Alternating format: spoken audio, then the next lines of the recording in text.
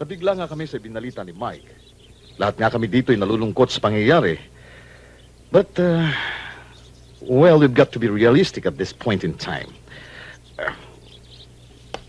At nag-usap na kami ni Mike at ng iyong mama, si Lina.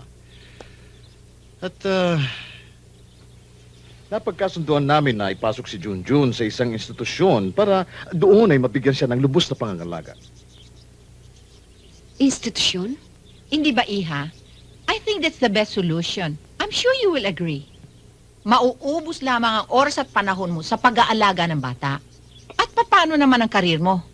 At paano naman si Mike? Paano obligasyon mo sa kanya bilang asawa? Si Mike. Para kay Mike, gusto niyo ipasok ko si Junjun sa isang... yes, no. Selena, wag mo isipin na ginagawa namin ang lahat ng ito para lamang sa aming mga sarili. Kaysa-isa nga po namin si Junjun and we're definitely concerned about him. Kaya gusto niyo siyang... at isama sa mga... Mike? O hindi ba gano'n na nga ang anak mo? At kung nagkataong nangyari kay Mike ang nangyari kay Junjun, anong gagawin niyo, Mama? Itatapon niyo rin ba siya sa mental hospital? But let's face it, Selena. Normal si Mike. Junjun. Selena, he's afflicted with some kind of disease that needs proper treatment in a proper environment. That's unfair! Unfair? Ang kapakanan ni Junjun ang nakataya rito. Kapakanan ni Junjun o kahihiyan niyo? That's unfair. Honey, calm down. Let's be reasonable about this. Okay? Reasonable? Pinag-uusapan niyo, hinuhusgahan, dinidesisyonan ninyo ang buhay ng anak ko?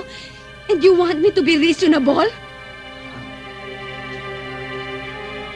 Mike, alam mong hindi anak mo. Sinabi ko na sa'yo, hindi siya autistic siya. Autistic ang anak mo. Mabagal lang ang development ng takbo ng utak niya, pero hindi siya... Selena. Selena! I'm sorry, Papa. Pero hindi ko maaating gawin ang gusto ninyo. Alam kong mahirap para sa inyong tanggapin ang kalagayan ni Junjun. Fine, naiintindihan ko. Pero sana unawain niyo rin ako. Selena? 3 buwan pa lang to. Pwede ko pang... Alam mo bang sinasabi mo? Rodel, sabi mo ayaw ng asawa mong mag-ampon ng bata. Kaya ikaw ang may problema at hindi ako. Anak mo itong dinadala ko. Kaya dapat ikaw ang magpasya kung anong mangyayari dito.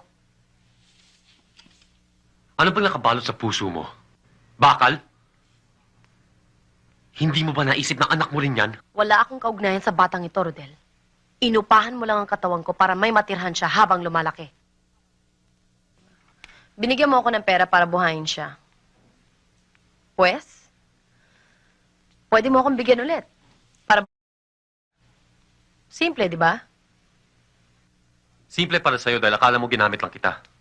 Kaya wala kang pagmamahal sa bata. Pero paano ako? Alam mo bang wala akong ibang pinangarap kundi makita ang mukha ng batang yan? Ang tagal ko na siyang hinihintay. Kung ganun, hindi ka na dapat papigil pa kahit kanino. Kahit sa asawa mo.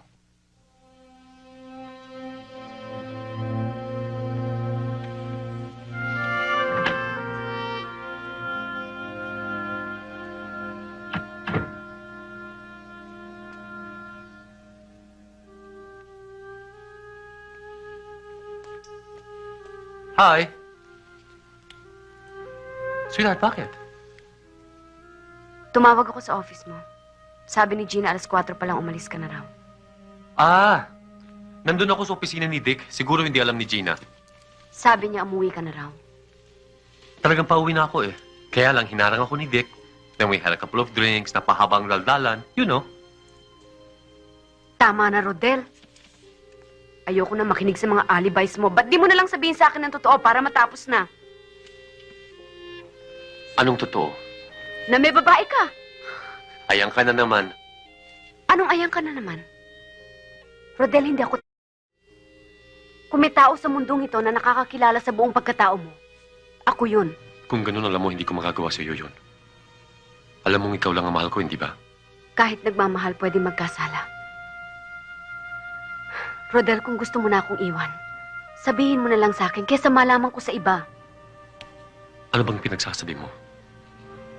Bakit ko gagawin yun? Dahil siguro wala tayong anak. Kaya pumatol ka sa iba pagkatapos sa anakan mo. Do you honestly believe that I am capable of doing that?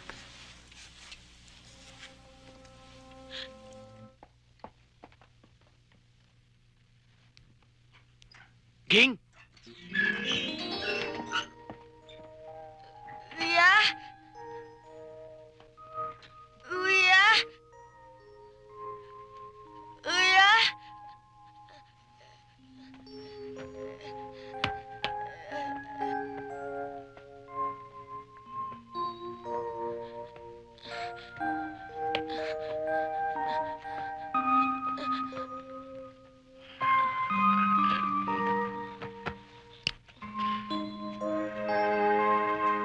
Kuya?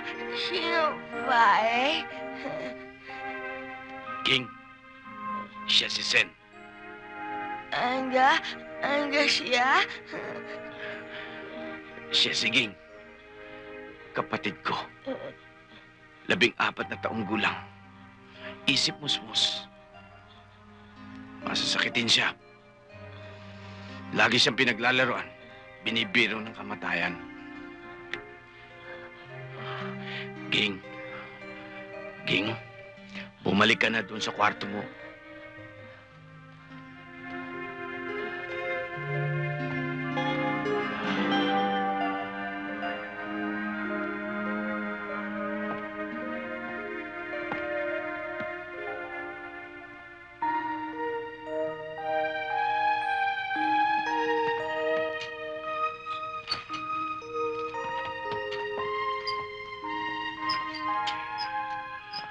Sinabi ko sa'yo,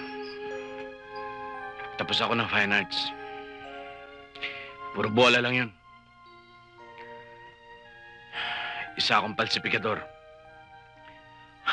Sinabi ko sa'yo, nagtatrabaho ko sa isang travel agency. Pero bola lang yun. Peking passport ang pinapasa ko. Lahat ng pwedeng pagkakitaan, pinasok ko. Dahil gusto ko lang mabuhay si King.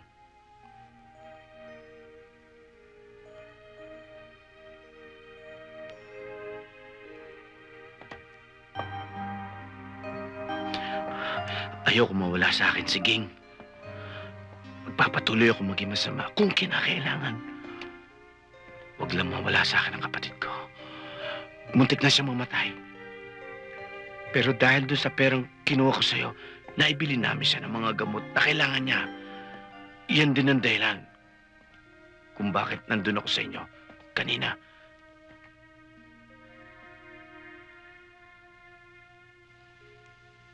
Gusto kong makausap si King. Kahit sandali lang.